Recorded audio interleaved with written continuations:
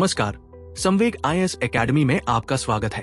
जैसा कि आपको पता है, यूकेपीएससी ने एसीएफ, सहायक वन संरक्षक, एलओ, लॉगिंग अधिकारी और एफआरओ, वन क्षेत्र अधिकारी के लिए विज्ञापन जारी किया है।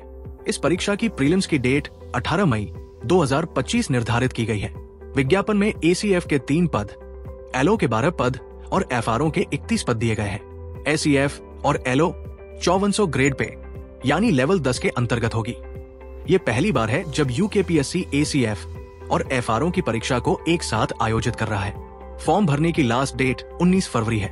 कृपया समय का ध्यान रखें और टाइमली इस फॉर्म को भर लें। इस एग्जाम में आपको मेंस स्तर पे 2 ऑप्शनल पेपर लेने होते हैं। ये 2 ऑप्शनल पेपर आपको 14 विषयों में से चुनने होते हैं, जैसे एग्रीकल्चर है, बॉटनी है, केमिस्ट्री है, कंप्यूटर साइंस है, इंजीनियरिंग, जिसमें दिया हुआ है कि किस इंजीनियरिंग से आपने बीटेक या बी किया है, एनवायरमेंटल साइंस है, फॉरेस्ट्री है, जियोलॉजी है, हॉर्टिकल्चर है, मैथमेटिक्स है, फिजिक्स है, स्टैटिस्टिक्स है, पशु चिकित्सा विज्ञान है और जूलॉजी है। तो केवल इन्हीं विषयों के कैंडिडेट इस एग्जाम के फॉर्म को भर सकते हैं। जनरल ग्रेजुएट्स इसको नहीं भर सकते हैं। प्रीलिम्स का पैटर्न देखें तो एग्जाम में केवल एक ही पेपर आएगा। 150 मार्क्स के 150 क्वेश्चंस होंगे जो 2 घंटे में अटेम्प्ट करने होंगे। इसमें भी 50 मार्क्स का सेक्शन भी होगा जो मैथ्स और रीजनिंग का होगा, जैसे कि लोअर पीसीएस में होता है। 100 क्वेश्चंस जीएस के होंगे, जिसका पैटर्न करीब करीब लोअर पीसीएस जैसा ही होगा। आप इसके पुराने पेपर को भी देख सकते हैं। मेंस में आपके सभी पेपर 3 घंटे के होंगे। इसमें पहले 3 पेपर कंपलसरी होंगे जो सभी कैंडिडेट्स को देने हैं। इनमें हिंदी, इंग्लिश और जनरल नॉलेज शामिल है। ये सभी पेपर 100 मार्क्स के होंगे। हिंदी के पेपर में आपको मिनिमम 35% मार्क्स लाने हैं, तभी आपकी बाकी कॉपी चेक होगी। इसके बाद आपके 2 ऑप्शनल के पेपर होंगे। हर ऑप्शनल 200 अंक का होगा। ऑप्शनल आप अपनी पसंद के हिसाब से ले सकते हैं। ज्यादातर अभ्यर्थी एक ऑप्शनल एनवायरमेंटल साइंस को रखते हैं और दूसरे ऑप्शनल में अगर उनका अपना ग्रेजुएशन का सब्जेक्ट बहुत कठिन है तो फॉरेस्ट्री या एग्रीकल्चर रखते हैं। अन्यथा अगर ग्रेजुएशन के सब्जेक्ट पर आपकी कमांड अच्छी है तो आप एक बार अपने विषय के प्रीवियस ईयर के क्वेश्चन पेपर्स देखें और फिर अगर आपको अपनी तैयारी पर भरोसा है तो आप उसे ऑप्शनल रख सकते हैं। प्रीलिम्स में जीएस का सिलेबस बहुत जनरल लेवल का है, जिसमें 15 टॉपिक दिए हैं। उत्तराखंड, बेसिक साइंस और बाकी जो जीएस का पार्ट है वो दिया गया है। सिलेबस का जो दूसरा भाग है मैथ्स और रीजनिंग का, वो करीब करीब लोअर का ही सिलेबस है। केवल लास्ट में अगर आप देखें तो कुछ फिगर्स, सिंबल्स और मैथमेटिकल एंड क्वांटिटेटिव फंक्शंस लिखे हैं। इसमें थोड़े स्टैटिस्टिकल के क्वेश्चंस भी आ जाते हैं। अन्यथा पूरा का पूरा सिलेबस लोअर पीसीएस के जैसा ही है।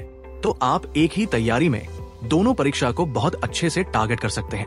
ध्यान रखें कि प्रीलिम्स में 1/4 नेगेटिव मार्किंग है। मेंस में ऑप्शनल सब्जेक्ट का चयन करते हुए आप कुछ कॉम्बिनेशन के सब्जेक्ट्स चूज नहीं कर सकते। जैसे अगर आप एग्रीकल्चर ले रहे हैं तो उसके साथ आप दूसरा विषय एग्रीकल्चर, इंजीनियरिंग या वेटरनरी साइंस नहीं ले सकते हैं। आप अगर केमिस्ट्री ले रहे हैं तो उसके साथ केमिकल इंजीनियरिंग नहीं ले सकते। ऐसे ही कंप्यूटर एप्लीकेशन के साथ कंप्यूटर इंजीनियरिंग नहीं ले सकते। इलेक्ट्रिकल इंजीनियरिंग के साथ इलेक्ट्रॉनिक्स नहीं ले सकते। और मैथ्स ले लिया तो आप स्टैटिस्टिक्स नहीं ले सकते। तो आप सब्जेक्ट चूज करते समय इन सभी बातों का ध्यान रखें। इस बार आयोग ने एक बहुत महत्वपूर्ण चेंज किया है।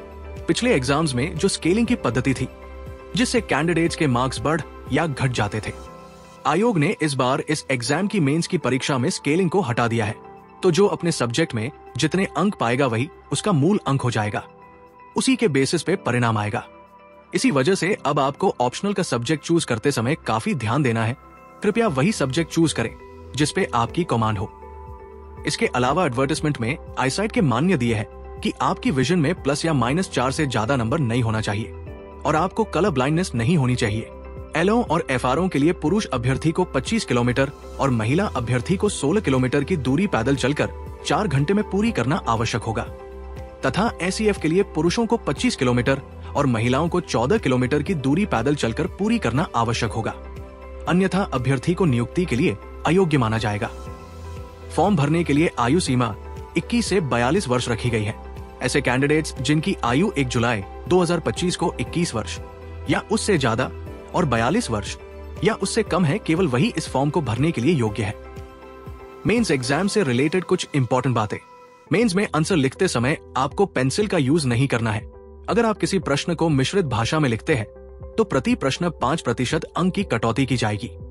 प्रश्नोत्तर पुस्तिका में असंगत शब्दावली या धार्मिक चिन्ह या आपत्तिजनक शब्दावली का प्रयोग करने पर 1 अंक की कटौती की जाएगी। प्रश्नोत्तर पुस्तिका में निर्धारित स्थान के अतिरिक्त अन्य स्थान पर रोल नंबर या नाम लिखने पर 2 अंकों की कटौती की जाएगी। नाम और अनुक्रमांक दोनों एक या अनेक बार लिखने पर 3 अंकों की कटौती की जाएगी। अप्रासंगिक बातें लिखने पर 4 अंकों की कटौती की जाएगी। परीक्षक से अपील या अनुरोध करने पर 2 अंक की कटौती की जाएगी। ऊपर लिखी सभी चीजें करने पर 5 अंक की कटौती की जाएगी।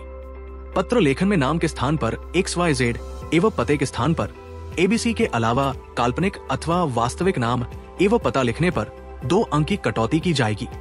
उत्तर लिखने में नीली अथवा काली स्याही के अतिरिक्त अन्य रंग की स्याही का प्रयोग करने पर प्रति प्रश्न 2 अंक की कटौती की जाएगी। तो कृपया मेंस के टाइम पर इन सभी बातों का ध्यान रखें और सावधानी से अपना एग्जाम दें। सबसे खास बात यह है कि आयोग ने मेंस का सिलेबस नहीं दिया है। उन्होंने लिखा है कि वो मेंस का सिलेबस अलग से अपलोड करेंगे।